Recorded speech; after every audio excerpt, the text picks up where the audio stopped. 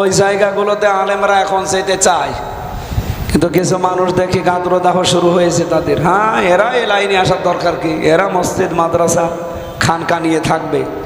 সারা জীবন তো এটা নিয়েই ছিলাম, কিছুই তো হয়নি। কে কথা বলেন না কেন? এই 54 বছর তো আমরা শুধু ওইটা নিয়েই ছিলাম। কি হয়েছে? হ্যাঁ, খানকা হয়তো 2 তলা থেকে 3 তলা হয়েছে, কিন্তু ইসলামের কি হয়েছে আপনি বলেন? 500 বিধান শরীয়তের এই 54 বছরে একটাও বাংলাদেশে কায়েম হয়নি। কিয়ামতের দিন জবাব দেওয়া লাগবে না? 3 নম্বরে, আল্লাহর নিষিদ্ধ কাজ থেকে নিজেকে বাঁচিয়ে রাখার সর্বাত্মক চেষ্টা করা। দুঃখ এটা, বাংলাদেশে আমরা 96-92 ভাগ মুসলমান। আল্লাহর নিষিদ্ধ কাজ জানার পরেও এমন এমন জায়গা আছে ছেড়ে দেওয়া যায় না। আছে কিনা বলেন? মানে একটা জায়গা আপনি দেখাতে পারবেন যেখানে ইচ্ছা করলেও ভালো থাকা যায়? উনি মাদ্রাসার অধ্যক্ষ, আলিম মাদ্রাসা বা দাখিল মাদ্রাসা যায় বলেন। বিশেষ করে আলিম, দাখিল, ফাজিল, কামিলের যারা দায়িত্বে আছে মাদ্রাসায়, কলেজ, বিশ্ববিদ্যালয় তো বাদ দিলাম, মাদ্রাসার এই সমস্ত দায়িত্ব থেকেও সঠিক থাকা বাংলাদেশের এই প্রেক্ষাপটে বড় কঠিন হয়ে দাঁড়িয়েছে। উনি তার প্রমাণ। অথচ উনি জানে যে এটা হালাল, এটা হারাম, জানার পরও মানতে পারছে না। মসজিদে টাকা বরাদ্দ হয় সরকারি, ওই টাকা জায়েজ টাকা তুলতে যাবেন, 5 লাখ টাকা বাজেট হলে 2 লাখ টাকা আল্লাহর ওলিদের ঘুষ দেওয়া লাগবে। ভাই খাওয়া যায় তো বলি, এখান থেকেও খাবেন আপনি। এখন তো কিছু মানুষ দেখছি কোনো জায়গা বাদ দিচ্ছে না। এমনকি একজন মহিলা সেই দিন বলছিল যে আমি একটা সন্তান জন্ম দিয়েছি, তাও আমার কাছে 5,000 টাকা চাঁদা চায়। আউযু বিল্লাহি মিনাশ শাইতানির রাজিম। বিসমিল্লাহির রহমানির রহিম।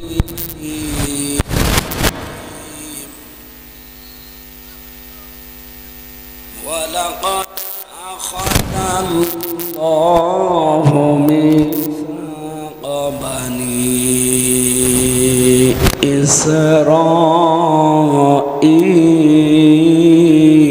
ইসরাঈল ওয়া বা'আসনা মিনহুম ইসনাই আশারা নাকীবা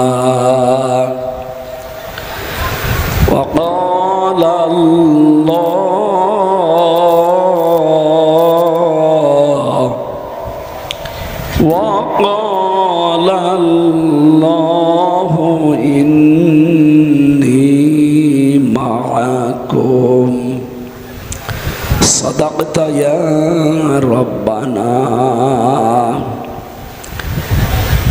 عن أبي هريرة رضي الله تعالى عنه قال قال النبي صلى الله عليه وسلم لا يؤمن أحدكم حتى أكون أحب إليه من والده وولده والناس أجمعين. رواه مسلم. وما زادهم إلا إيمانا وتسليما. اللهم صل على محمد وآله وصحبه وبارك وسلم. আলহামদুলিল্লাহ।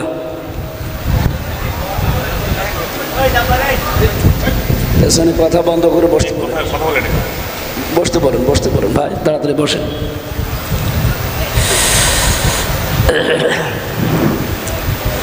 রাজশাহী জেলার বাঘা থানার অন্তর্গত পারসাউতা বিনোদপুর উচ্চ বিদ্যালয় ময়দানে দারুন নাজাত হাফিজিয়া মাদ্রাসার উদ্যোগে তাফসীরুল কোরআন মাহফিলের স্বনামধন্য সভাপতি, সাবেক চেয়ারম্যান উপজেলা পরিষদ বাঘা রাজশাহী আলেমে দ্বীন আলহাজ মাওলানা জিন্নাত আলী দামাত বারকাতুহুমুল আলিয়া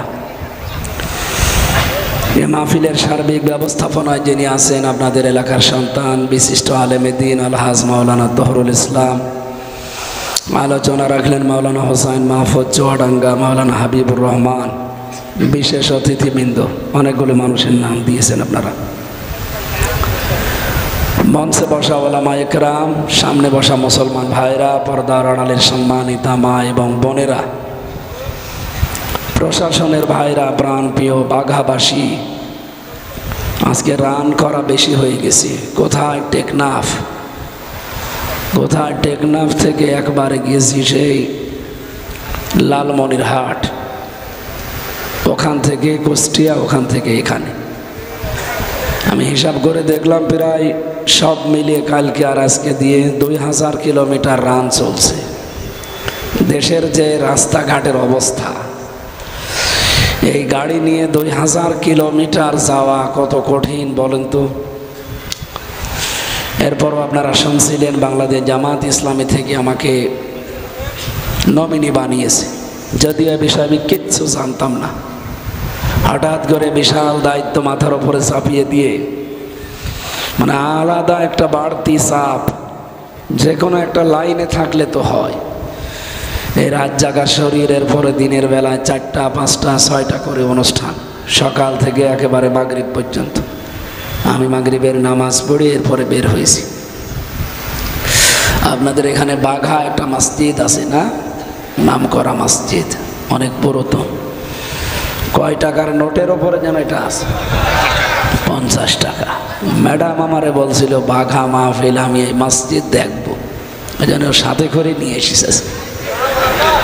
তো আপনাদের যে মানুষের চাপ, ও চাপ দেখে বলছে আমার আর নামার দরকার নেই, মসজিদ আর দেখা হয়নি। চলে এসেছে মাওলানা তহরুল সাহেবের বাড়িতে আছে। যেহেতু প্রতিদিন রাত জাগা লাগে, এরপরে দিনের বেলা এতগুলো অনুষ্ঠান, শরীরও পারছে না, আর কণ্ঠ ভেঙে গেছে। আর কত পারবে, মানে বাংলায় বলছে হাসিনার উপরে রাগ হয় এমনি, এই কারণে। মহিলা কোন কারণে আমার আটক করে রেখেছিল বলেন তো? এখন তো আপনি সে হব স্বামীর বাড়ি বসে আছেন, কিন্তু আমার অবস্থা কি? আমার তো এদিকে কথাই বের হচ্ছে না।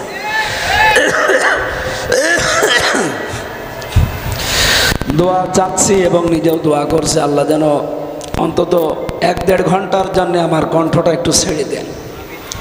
কারণ আমার কণ্ঠের উপরে ক্ষমতা আছে কার? উনি যদি ইচ্ছা করে আমার ভাঙ্গা কণ্ঠ দিয়েও কথা বলাতে পারবে না ইনশাআল্লাহ। আমরা যে আলেমদের মর্যাদা কামনা করছি, কারণ পৃথিবীতে আলেম বলা হয় ইমাম ইবনে তাইমিয়া রহমতুল্লাহ আলাইহির কথা অনুযায়ী, যে ব্যক্তি আল্লাহর কালাম নিয়ে চিন্তা ভাবনা করে, যে ব্যক্তি আল্লাহর ইবাদতে মশগুল থাকে, আর যারা আল্লাহর অবাধ্য কোনো কাজ থেকে নিজেকে সর্বাত্মকভাবে বাঁচিয়ে রাখে, এই 3টা গুণ যার ভেতরে পাওয়া যায়, এটা হচ্ছে আলেম। এটা কি বলেন তো? এরকম আলেম কি বাংলাদেশে কম না বেশি? নেই। আল্লাহর কালাম নিয়ে চিন্তা করা মানুষ খুব কম। এদেশে লালনের মাজার নিয়ে চিন্তা হয়। আপনারা দেখেননি কয়েকদিন আগে কুষ্টিয়ায় ডিসির সামনে বসে লালন ভক্ত অ্যাডভোকেট, সে বলছে ডিসি সাহেব আমরা লালনের মাজারে এবার গাঁজা খাওয়ার পারমিশন চাই। ডিসি ওরে বলছে এই বেটায়, আমি এই জেলা চালাই, আমার ম্যাজিস্ট্রেটি পাওয়ার আছে হাতে, আর আমার সামনে গাঁজা খাওয়ার পারমিশন চাও? তুমি কোন জায়গায় লেখাপড়া করিস? তোমার তো এক্ষুনি গ্রেফতার করে জেলে পাঠানোর দরকার। লালনের মাজার নিয়ে গবেষণা হয় এদেশে, কিন্তু আল্লাহর কালাম নিয়ে গবেষণা করার জায়গাও নেই, আমরা করিও না। লালন ইনস্টিটিউট খুলতেছে, কুষ্টিয়ায় যান, কিন্তু কোরআনের ইনস্টিটিউট আছে এদেশে, রাজশাহীতে একটা আছে নাম কাওয়াস্তে। আমরা চাই কোরআনে কারিমের বিভিন্ন আয়াত নিয়ে, শব্দ নিয়ে যেন গবেষণার সেল তৈরি করা হয় এই বাংলাদেশে। 2 নম্বর, যারা আল্লাহর ইবাদতে মশগুল থাকে, ইবাদত মানে শুধু নামাজ পড়া রোজা রাখা ইবাদত না। আপনার দ্বারা যেন মানুষের উপকার হয়। আজ আমরা আলেমরা যে জায়গায় আছি নিজেরই কিছু করতে পারি না, তে মানুষের উপকার করবো কি দিয়ে? কথা বলেন না কেন? এই জন্য আমরা মানুষের উপকার করতে হলে যে জায়গাগুলো দরকার, আজ বাংলাদেশে ওই জায়গাগুলোতে আলেমরা এখন যেতে চায়, কিন্তু কিছু মানুষ দেখি গাত্রদাহ শুরু হয়েছে তাদের। হ্যাঁ, এরা এই লাইনে আসার দরকার কি? এরা মসজিদ মাদ্রাসা খানকা নিয়ে থাকবে। সারা জীবন তো এটা নিয়েই ছিলাম, কিছুই তো হয়নি। কে কথা বলেন না কেন? এই 54 বছর তো আমরা শুধু ওইটা নিয়েই ছিলাম, কি হয়েছে? হ্যাঁ, খানকা হয়তো 2 তলা থেকে 3 তলা হয়েছে, কিন্তু ইসলামের কি হয়েছে আপনি বলেন? 500 বিধান শরীয়তের এই 54 বছরে একটাও বাংলাদেশে কায়েম হয়নি। কিয়ামতের দিন জবাব দেওয়া লাগবে না? 3 নম্বরে আল্লাহর নিষিদ্ধ কাজ থেকে নিজেকে বাঁচিয়ে রাখার সর্বাত্মক চেষ্টা করা। দুঃখ এটা, বাংলাদেশে আমরা 96-92 ভাগ মুসলমান, আল্লাহর নিষিদ্ধ কাজ জানার পরেও এমন এমন জায়গা আছে ছেড়ে দেওয়া যায় না। আছে কিনা বলেন? মানে একটা জায়গা আপনি দেখাতে পারবেন যেখানে ইচ্ছা করলেও ভালো থাকা যায়? অনে মাদ্রাসার অধ্যক্ষ আলিম মাদ্রাসা বা দাখিল মাদ্রাসা যাই বলেন, বিশেষ করে আলিম দাখিল ফাজিল কামিলের যারা দায়িত্বে আছে মাদ্রাসায়, কলেজ বিশ্ববিদ্যালয় তো বাদ দিলাম, মাদ্রাসার এই সমস্ত দায়িত্ব থেকেও সঠিক থাকা বাংলাদেশের এই প্রেক্ষাপটে বড় কঠিন হয়ে দাঁড়িয়েছে। উনি তার প্রমাণ। অথচ উনি জানে যে এটা হালাল, এটা হারাম, জানার পরও মানতে পারছে না। মসজিদের টাকা বরাদ্দ হয় সরকারি, ওই টাকা জায়েজ টাকা তুলতে যাবেন, 5 লাখ টাকা বাজেট হলে 2 লাখ টাকা আল্লাহর ওলিদের ঘুষ দেওয়া লাগবে। ভাই খাওয়া যায় তো বলি, এখান থেকেও খাবেন আপনি। এখন তো কিছু মানুষ দেখছে কোনো জায়গা বাদ দিচ্ছে না। এমনকি একজন মহিলা সেই দিন বলছিল যে আমি একটা সন্তান জন্ম দিয়েছি, তাও আমার কাছে 5,000 টাকা চাঁদা চায়।